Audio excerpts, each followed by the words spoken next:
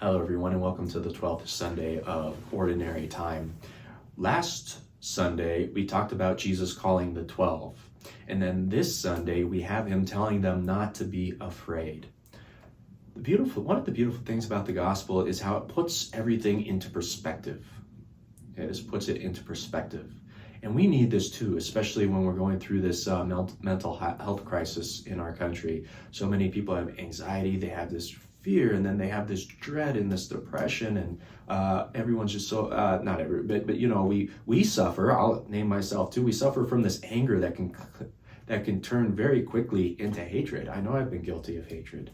And so Jesus is putting everything in perspective, because all the stuff that puts us into that mode, if you will, that tight, wound up mold where we're turned in on ourselves rather than outward towards others, Jesus speaks right into that. And this is why John Paul II loved this line. He's like, be not afraid.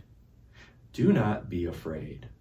The Father who created everything and holds everything into being, he uses the example of sparrows.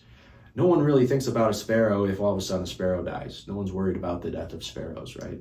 But God the Father is. And he's saying, and how much more valuable are you than a sparrow? We're used to hearing these things, but do we really internalize them? It's just like God loves his creation. But there's a hierarchy in the creation, and the highest part of the hierarchy in the creation, as far as we know, is ourselves, the angels too, right? But ourselves. And so he wants to take care of us. So let's just take a review of all the things that are causing us any of this stuff: distress, anger, great fear or loneliness, and let us put it into perspective of how much God loves us and wants us not only to survive but thrive in this life.